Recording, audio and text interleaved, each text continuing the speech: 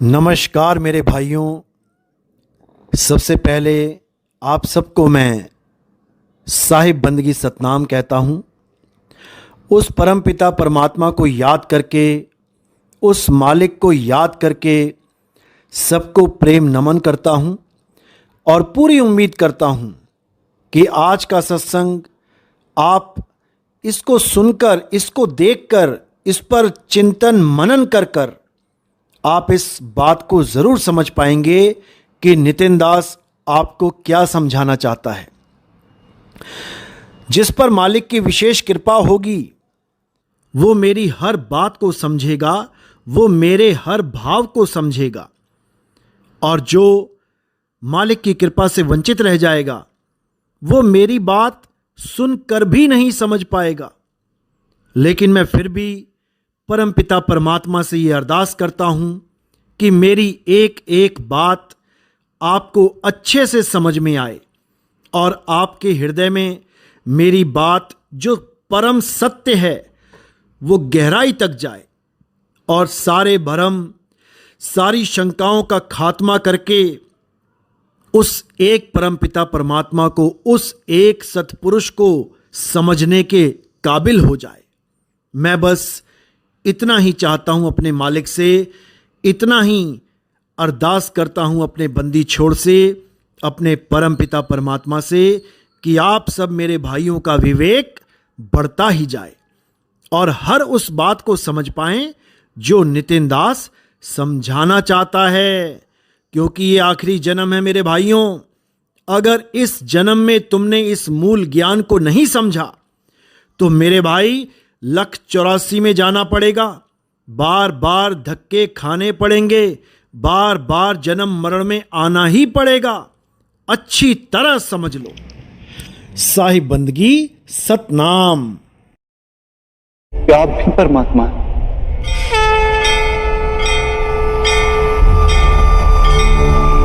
हाँ पार्थ, मैं परमात्मा।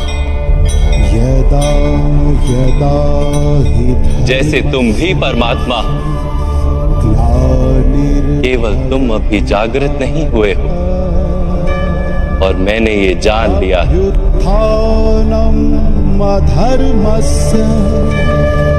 तो अच्छी तरह समझिए यहां पर क्या समझाया कृष्ण जी ने। उन्होंने स्पष्ट बोल दिया कि हाँ अर्जुन, मैं परमात्मा हूं, जैसे तुम भी परमात्मा हो। मैंने तो ये जान लिया है, लेकिन तुम अभी ये नहीं जानते। और कब जानोगे? जब तुम किसी तत्वदर्शी संत को गुरु धारण करोगे। अध्याय 4 34वां श्लोक यही समझा रहा है। जब हम गुरु धारण कर लेते हैं तब हमें समझ में आ जाता है कि हम भी एक आत्मा हैं। अब हम अपने आप को कभी शरीर नहीं समझेंगे, हम अपने आत्म तत्व को प्राप्त करेंगे और उसको प्राप्त करने के बाद हम और कृष्ण एक हो जाएंगे। क्योंकि आत्मा का ज्ञान प्राप्त कर लेना ही परमात्मा का ज्ञान प्राप्त करना है, जीव का नहीं। जीव तो भटक रहे हैं, ज्ञान आत्मा का प्राप्त करना। इसीलिए संतों ने भी बोला, आत्म में परमात्म दर्शे। आत्मा में ही परमात्मा है, तेरा साईं तुझ में है, जाग सके तो जाग। तेरा परमात्मा कहीं बाहर नहीं, तेरा परमात्मा तेरी आत्मा में विराजमान है। इसीलिए गुरु ग्रंथ साहब में बोला, आत्म में राम, राम में आत्म, चीनस गुरमुख विचारे। अपने से भिन्न किसी परमात्मा को पूजना ये ज्ञान नहीं है, अपने में खोजो उसको। देखो क्या कहते हैं, जो अपनी आत्मा के दर्शन कर लेता है वो परमात्मा के दर्शन कर लेता है। जैसे नमक के एक कण का स्वाद समग्र सागर के स्वाद से भिन्न नहीं होता, वैसे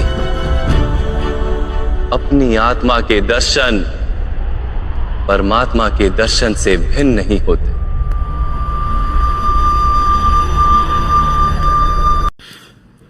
तो मेरे भाइयों, बिल्कुल स्पष्ट ज्ञान समझा दिया गया कि आत्मा का दर्शन ही परमात्मा का दर्शन है। आत्मज्ञान को प्राप्त करना ही परमात्मा को प्राप्त करना है। अब इसी को अच्छे से समझना है। एक जगह भी ये नहीं बोला कि किसी मंदिर में जाके पूजा करना, किसी पत्थर को भगवान मानना, किसी पूजा पाठ हवन यज्ञ में शामिल होना, बिल्कुल नहीं बोला गया। केवल एक ही ज्ञान समझाया गया कि अपनी आत्मा को जान अर्जुन, वही परमात्मा है।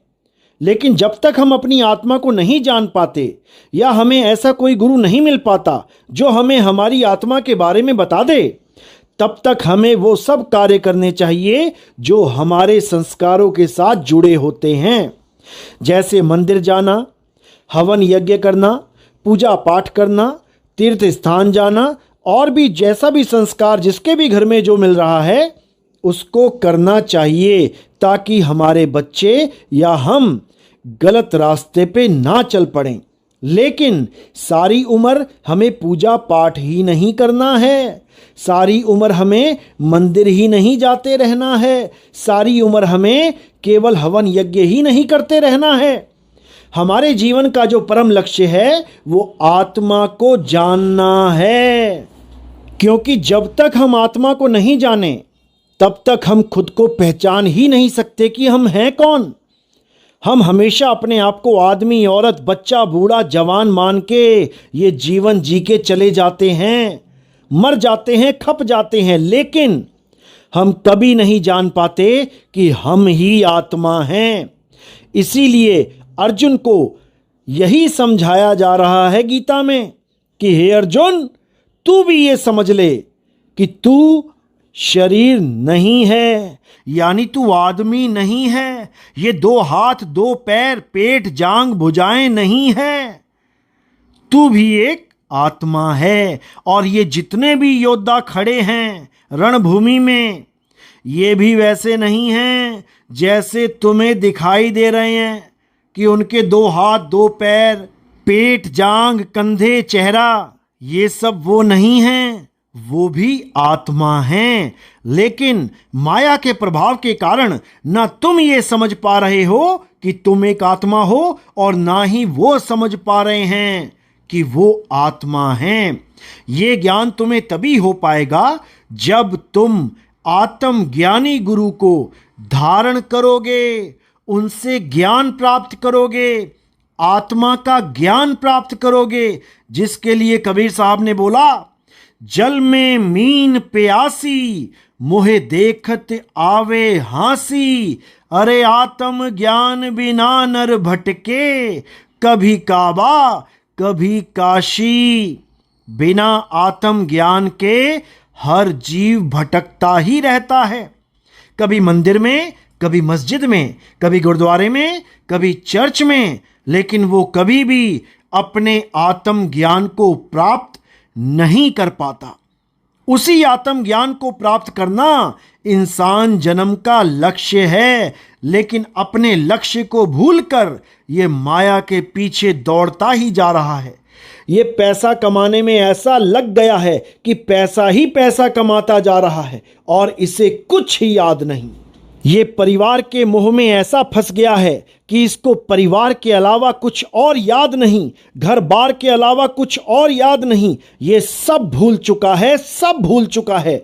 अब गुरु इसके जीवन में आएगा और इसे दोबारा याद कराएगा कि तुम शरीर नहीं, आत्मा हो।